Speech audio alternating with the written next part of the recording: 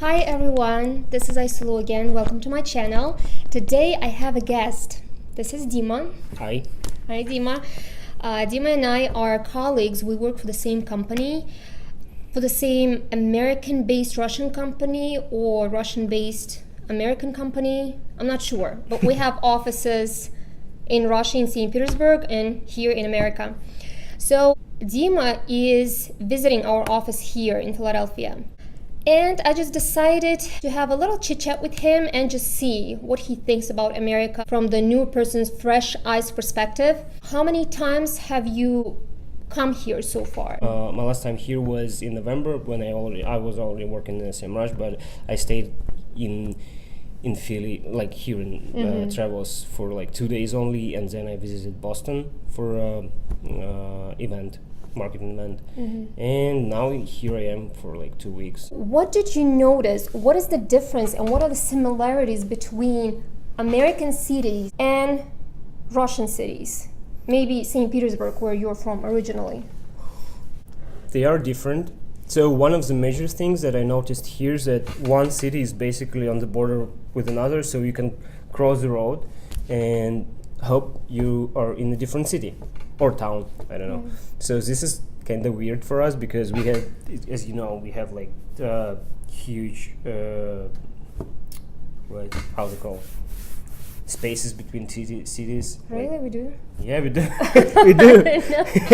Yeah, as for similarities, I can come up only with one, that Moscow is overwhelming as well as New York, for example. Roads are wider here, I think, yeah, because for me it looks like it's easier to get from point A to point B on your own car than in any like major Russian city. What I noticed this time is that I really start to feel that I'm in the United States when I'm in the car, because with the loud music, with the wind from the open window, it's just some strange feeling that you are like, I'm in the United States. Like you saw in the movies? Yes. What are the pros and cons maybe between everything you saw here and in Russia? Not just those materialistic things, not just roads, not just cars, but also maybe like mentality or the way people treat each other, the education, just your observations. I think that patriotism here is more healthy than it's in Russia, because I mean you probably know what I mean. Yeah, I agree. So with all these flags like on the houses, in the cars, and it's not like bragging about your patriotism, it's just like the way they feel here in the United States. In Russia it's more like bragging that I'm a patriot. Another thing that I was really surprised to notice is about military. So it's a very common thing to say like thank you for your service here. People from military here get much more respect, I guess, than in Russia. What else? I know that doctors and lawyers make a lot of money here, and doctors and lawyers in Russia are not that respected at all. Like, my wife is a doctor. She's in general practice in Russia, and I once I said to one of United States colleagues how much money she gets in like governmental hospital. He was like, "What? Seriously?" Yeah. Not enough at all. Now I realize that the root of all the problems in Russia is probably money. The lack of quality there in health system and the lack of quality in service anywhere you go, in most places. It's all probably because of money, because they don't get paid enough. That was my observation when I would travel to Russia.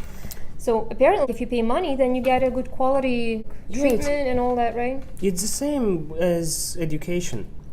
You probably know how much money teachers in schools get, and that's why education gets worse and worse.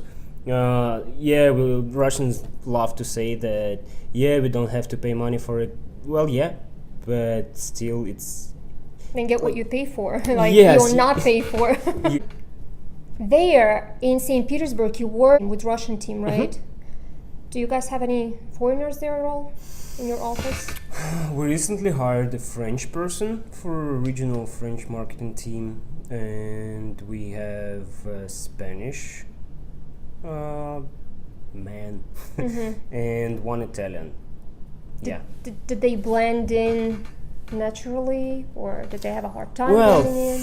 first, of course, it's like kind of rough, not rough, but hard for them to get into it. But with some time, I mean, like with 3 months is half a year, it gets better and better. And environment in the company is very friendly, and yeah, and if you want to try to speak Russian, etc., everybody will be happy to help you to help you to practice. Do you see any differences between our American team, which is mostly consists of Americans, Native American, not native, I mean local Yeah. people, and their Russian team? Is there any kind of difference or maybe similarities in mentality? Is it more team-like? Do you guys feel like Yeah. a family there more, or maybe it feels like that here? Similarities. Everybody likes to joke from like, yeah, the same here, the same there. But as you mentioned, like feeling like a family, I didn't feel it here because when the clocks hit 6 p.m., for example, everybody just leaves for their like own business.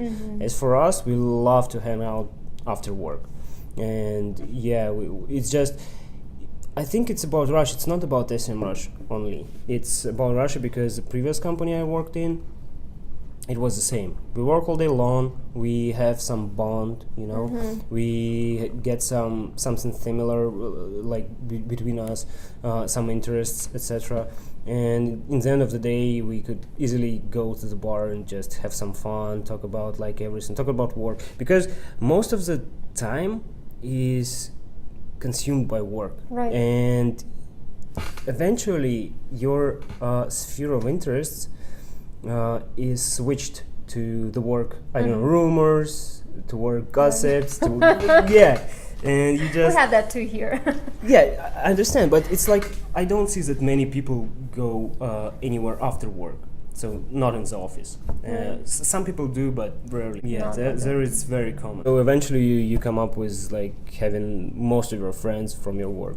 But why do you think that is? Why do you think people are not as close here as in Russia? Is it because you guys are more sincere with each other? What is it? I think it comes from the culture, because here, first of all, people are more concerned about their private time, private space, about their freedom, let's say, and many people are have their guard up, you know, like Right. we can have jokes, we can have a chat, but in the end of the day, you understand that when you get to some sensitive topics, many people would not give you any direct answers. There, it's more straightforward. You can, I don't know, you can swear on each other. You can, yeah, and like And yell. nobody will get offended for that? Well, some people do, but usually when when you working like day by day with the same people, at some point, of course, you can annoy each other, and you may get your steam off. But half an hour later, you can just hug each other, for example, and Aw. yeah, and just let's go drink some beer. Okay, let's go. So the bond between people is more real than, so here it's like more on the surface, and there we take it more deeply. So we really value other people, like as people, not as colleagues only. Right. I think that And it's not only in your particular team, right? It's throughout the whole Yeah. company? yeah, that's why we sometimes we hang out with people from like totally different departments, like development, marketing, sales. Well, not sales.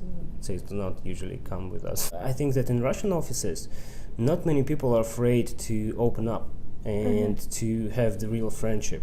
And here, it's like, it looks like they're afraid to like open up, and then somebody would betray them. So But did you get a chance to get to know anyone? We also have another guest. He's also Dima, and I know that he likes to go out a lot. So I'm sure you guys went out with our guys here, right? Yeah. So did you guys a couple of bond? times. Okay, without any names. Yeah, sure. Some people are more open, but it's a very rare trait of character. Like 1 out of 10 would be really open to us. Others, they are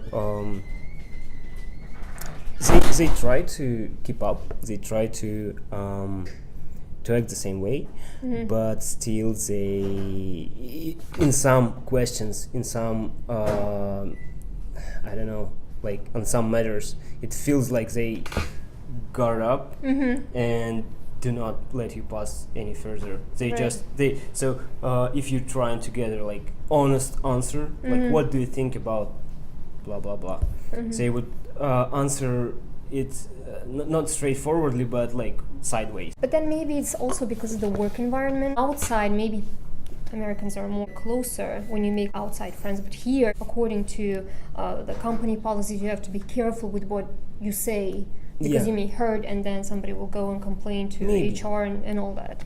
Tell me this, what inspires you here in America? What would you take with you to Russia, maybe to change there or to add something?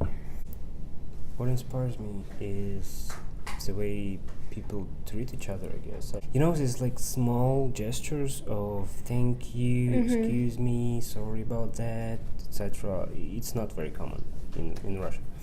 I hear more like kind words here than I would hear in Russia. Like, I don't know, it's not kind, but it's just a simple like hi or morning when you meet someone on the street you don't even know. And another thing, it's not like inspiring me, but it's surprising me, and it's a very good thing. I think it's small talk. We don't have small talks. I mean, somebody like total stranger approaching me and starting to talk with me.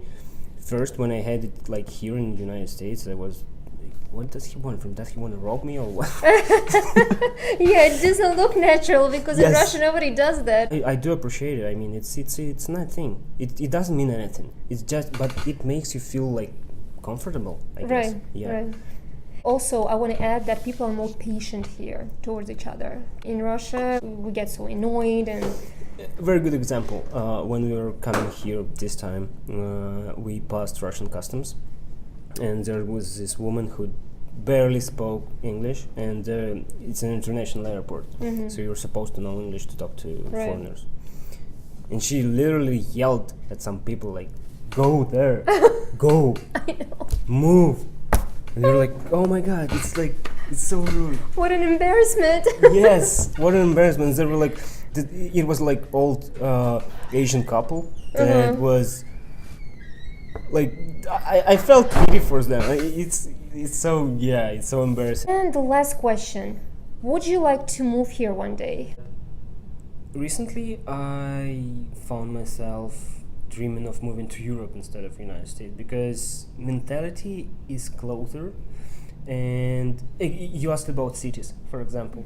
Cities look more like everything is built away more like in Russia, and it doesn't require, I mean, the older you get, the harder for you. Which country are you talking about now in Europe?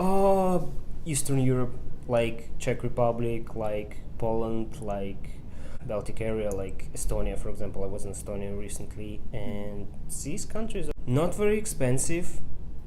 It's rather cheap to live there, but they do have some good salaries there as well. And as good as in America? Not as good as in America, but still, I mean, it's enough for you to live, to I don't know, gather some money to buy a car, for example, or to start gathering money for buying a flat.